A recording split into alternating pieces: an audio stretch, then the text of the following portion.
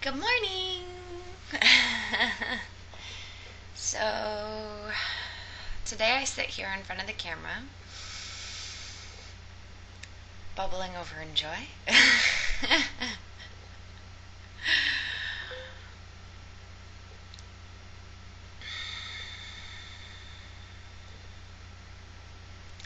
And even though I'm so joyful,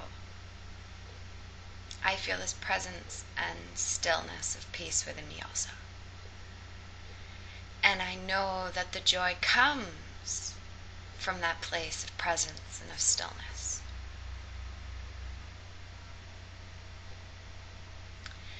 It is very easy for us to get trapped in our thinking mind and believe that it is us who have to find the answers and know the answers and look good in the eyes of everybody else and feel loved or special or worthy. And without any of these things, then who are we? What are I? What am I going to do?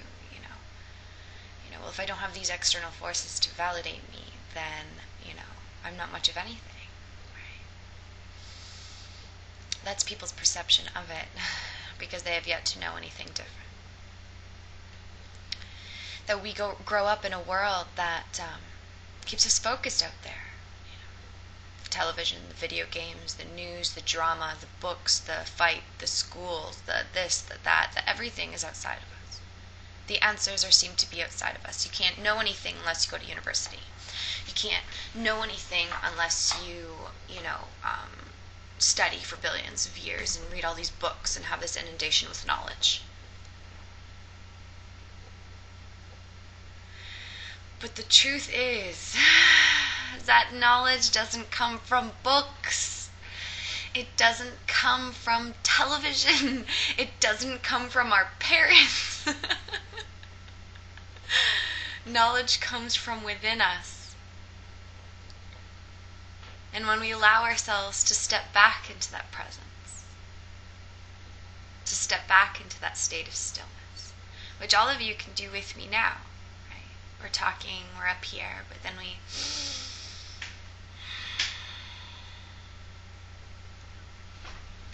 find the space between the thinking mind, the space between the thoughts that carry you from what's happened in the past and worried about what might happen in the future. Jumping over right now. But right now is here. And that is all we ever have.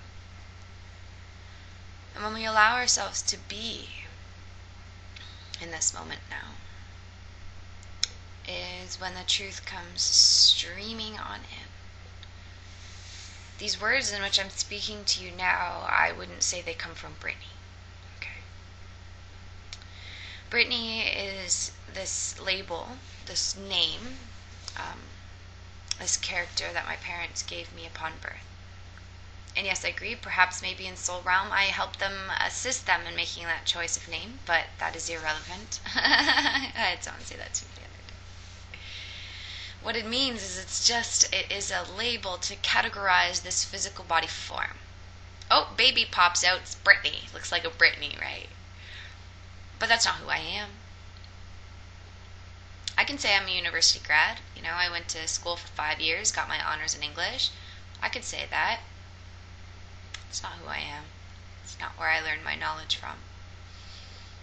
I could say I'm a healer, and I help people heal their minds, and I'm a spiritual teacher, and I can teach you that you're a soul. That's not who I am.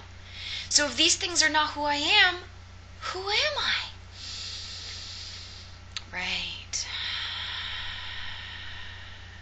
And that's when we allow ourselves to come into stillness, into presence, because nothing other than answering that question matters. Nothing. That is the number one question that we all want to seek, and we all want to find. Who am I? What am I? Why am I here? Where am I going? What brought me here? What the hell? Right? Those are the questions we want to ask and, answer. And yet we're still focused out there.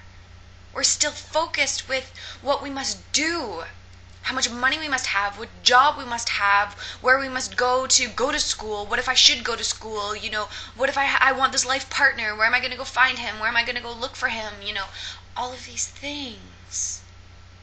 These are just things that have seemed to appear to be important in this world of form. But in reality, this world of form is a mere reflection of the ideas in our mind. Everything first starts with an idea. We wouldn't have this thing called a table if someone didn't think, oh, don't we need something to put stuff on? We wouldn't have this laptop if it wasn't for someone who thought how awesome it would be to have a movable computer, at our wayside. But that's the thing, again, going back to the name, going back to the labels. Like, the only reason why this is a laptop, and I know that to be so, is because that is what I've been told by others, what I've been told by stores, what I've been told by everything. So that's a label in which I give it. So when I call it a laptop, everything that comes along with what I think a laptop is comes with it. So I can think laptops are good or bad. I can think they're helpful or not. I can think all these different things, but that's not what it is.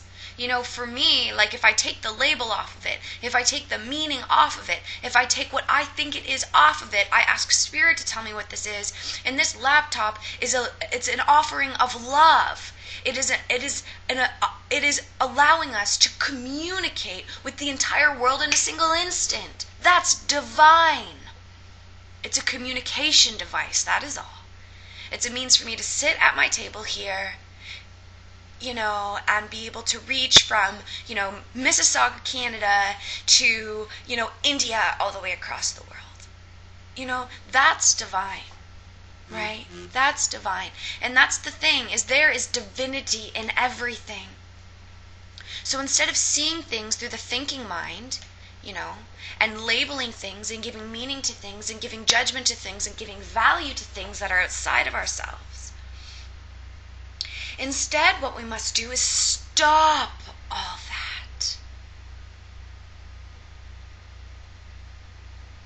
Strip all of those layers off of what we think things are. Strip layers off of what we think is good or bad or right for us or wrong for us, or what we should or should not do. And instead, rest right here, right now, in the perfect stillness that is already here, waiting for us to accept. The perfect peace that is already here, waiting for us to accept.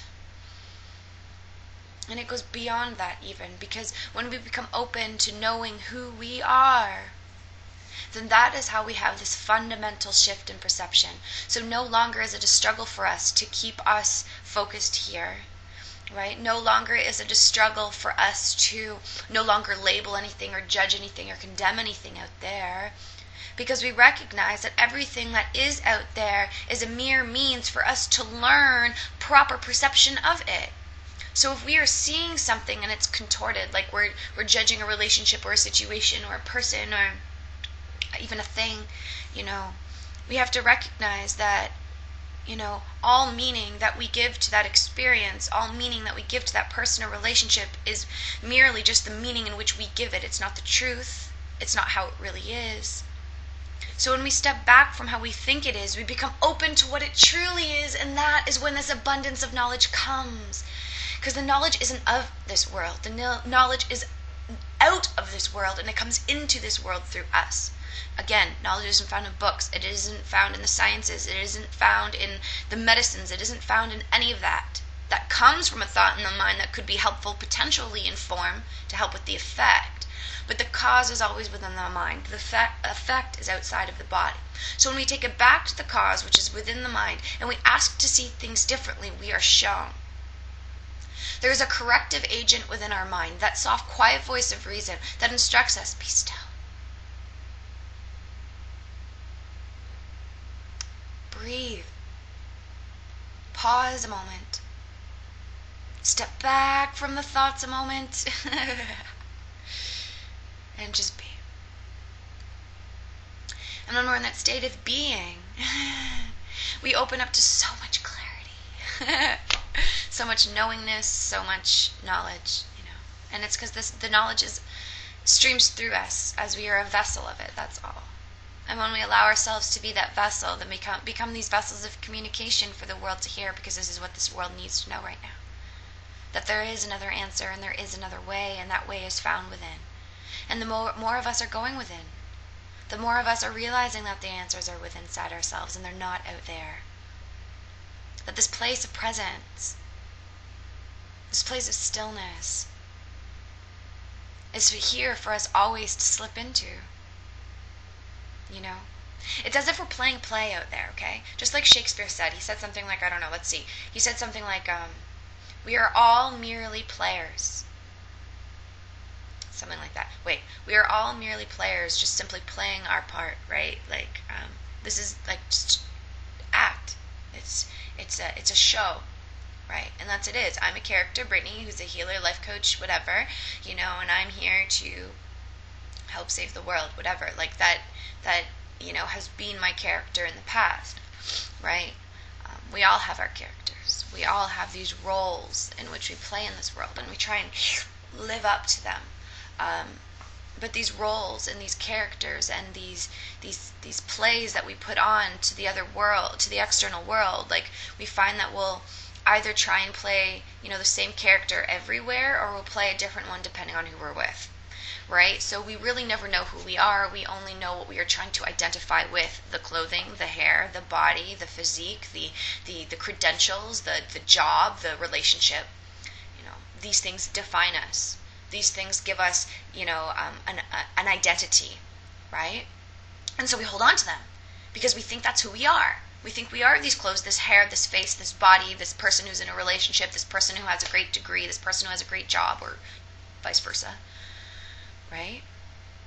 And so because we get caught up into the meaning of things, and we get caught up into what we think that we are, we forget who we are, and therefore we forget our power, and we forget our peace, and we forget our love, and we forget our joy, and we forget everything, because we are simply living in the thinking mind. Everything that we have been taught to be true, everything that we think to be true, everything that we've been told to be true, and we've accepted it. But none of this is real. Nothing within the mind is real. The entire mind, the entire thought system of mind, it is a duality. We have some good days, we have some bad days.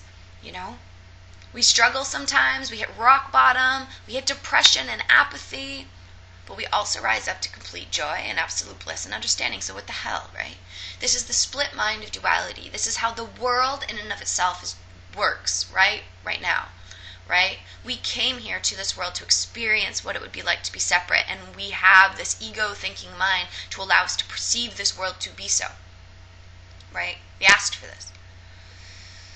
But now we are realizing that we have also asked now for a different purpose. Our purpose is no longer to be separate. Our purpose is no longer to experience war and death and evil and sin and suffering and just accept it. Because that's not the truth.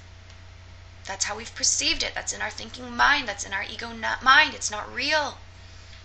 So now what we're finding is that when we step back into presence, into stillness, into peace, is when the answers to our problems are there. It is when we can see things differently. It is when we can ask to know who we really are instead of thinking who we are. It is when we can begin to hear that quiet, loving, soft voice of reason and listen to that as it speaks to us in silence. Sometimes I have some of my most profound awakenings through silence. You know, it's just a feeling, it's just a knowing that we get, and we are reminded of who we are in all of eternity. Perfect souls, you know, that can come here and bring this peace and this joy to our lives and to this world, and all we have to do is accept it in the stillness and in the silence. So what I ask for all of you today is take this conscious awareness of being still and being present to your daily lives, and allow yourselves to just stop and step back for a minute. Breathe and let the waves of breath enter the body and just be still. Don't think about it, just feel it. Change from the thinking mind to the heart, and you will notice a drastic difference. I love you all. Thank you very much.